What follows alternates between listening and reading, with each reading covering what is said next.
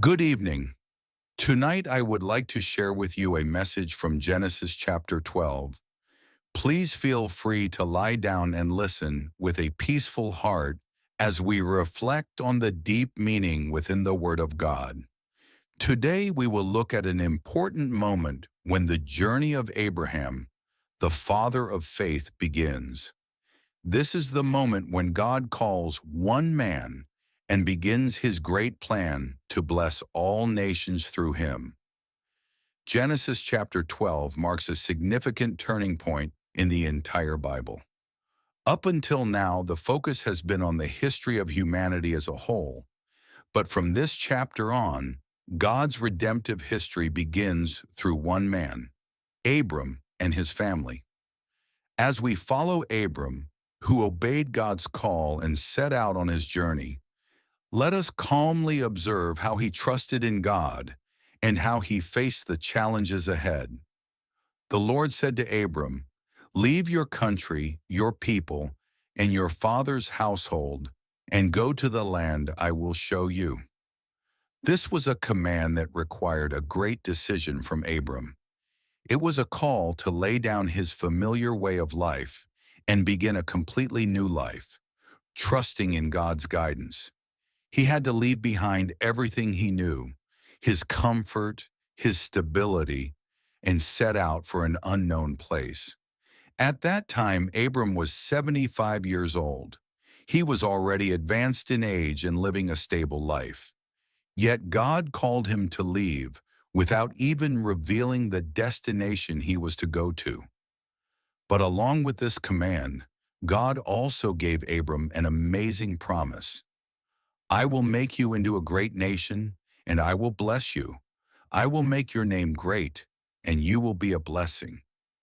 I will bless those who bless you, and whoever curses you I will curse, and all peoples on earth will be blessed through you." This promise was not given only to Abram personally. It was the beginning of God's plan of salvation for all humanity. This promise can be divided into three main parts. First, Abram would become the father of a great nation. Second, God would establish a special relationship with Abram and protect him. Third, through Abram, all the peoples on earth would be blessed. This promise is ultimately fulfilled through Jesus Christ. Abram obeyed the word of the Lord and set out on his journey. At that time, Abram was 75 years old. Despite his old age, he followed God's command. He took his wife Sarai, his nephew Lot, all the possessions they had accumulated, and the people they had acquired in Haran, and they set out for the land of Canaan. Abram traveled through the land and came to the great tree of Moreh at Shechem. At that time, the Canaanites were already living in the land. The Lord appeared to Abram and said, "To your offspring I will give this land." So Abram built an altar there to the Lord, who had appeared to him. Holding on to God's promise and calling on his name, Abram began his life of faith. From there he moved on to the hill country east of Bethel and pitched his tent, with Bethel on the west and Ai on the east. There too he built an altar to the Lord and called on the name of the Lord. This was not just a religious ritual, it was a declaration that the center of his life was God. Wherever he went, he gave thanks to the Lord and sought his guidance. In this way, Abram walked step by step on the path of faith. Abram continued to travel south. Now he faced a new test. A severe famine struck the land. With no way to farm or feed his livestock, Abram decided to go down to Egypt and stay there temporarily. This was a decision to leave the land of promise. Though he had received God's promise, he could not help but struggle in the face of the harsh reality of famine. As he approached Egypt, Abram said to his wife Sarai, "I know that you are a beautiful woman. When the Egyptians see you, they will say, This is his wife, and they will kill me, but let you live. Please say you are my sister, so that I will be treated well for your sake, and my life will be spared because of you." This was a moment when Abram's faith wavered. Gripped by fear, he relied not on God's protection, but on his own thoughts and schemes to escape the crisis. Although Sarai was indeed his half-sister, Abram's intention was to hide the truth. When Abram entered Egypt, the Egyptians saw that Sarai was very beautiful. Pharaoh's officials saw her and praised her to Pharaoh, and she was taken into his palace. Because of her, Pharaoh treated Abram well, and he received sheep, cattle, male and female servants, donkeys, and camels. But the Lord inflicted serious diseases on Pharaoh and his household because of Sarai, Abram's wife. Pharaoh realized that Sarai was the reason for the plagues, so he summoned Abram and said, "What have you done to me? Why didn't you tell me she was your wife? Why did you say, 'She is my sister,' so that I took her to be my wife? Now then, here is your wife. Take her and go." Then Pharaoh gave orders to his men, and they sent Abram away with his wife and everything he had. In this way, Abram left Egypt with Sarai, and God had protected him. In Genesis chapter 12, we see both faith and doubt coexisting in Abram's life.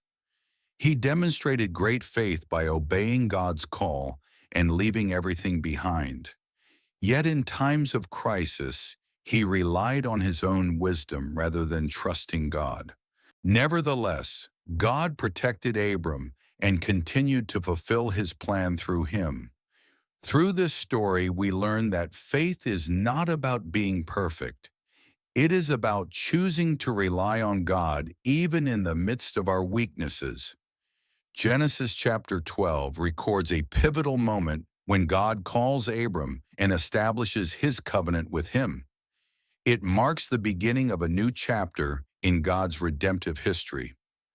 God called one man, Abram, and through him began his plan to bless the whole world. Abram's first step was not merely a physical relocation. It was a step of faith toward God. His journey included joy, challenges, and even mistakes. But God was always on his side, helping him to rise again. From Abram's calling and journey, we can learn several important lessons. First, God's calling often requires us to leave behind what is familiar and go to a new place. Abram had to leave his homeland, his relatives, and his father's household. Following God may sometimes mean letting go of comfort and stability. Second, God's promises give us the motivation to obey. God promised to make Abram into a great nation, to make his name great, and to bless all the peoples of the earth through him.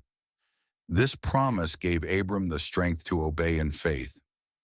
Third, God's plan is to bless many through the obedience of one person. God called Abram alone, but through him he intended to bless all nations. This promise was ultimately fulfilled in Jesus Christ. Fourth, even people of faith can fail at times, but God still carries out his plans. In Egypt, Abram, out of fear, deceived others by saying Sarai was his sister. Yet God protected Abram and continued to work through him. Tonight, as you go to bed, I encourage you to reflect on God's calling, his promises, and his unwavering faithfulness. In spite of our imperfections, God still loves us and carries out his good plans through us. Even when our faith wavers and we make mistakes like Abram, God does not abandon us. He remains with us. May you remember his steadfast love and faithfulness, and have a peaceful night. Thank you.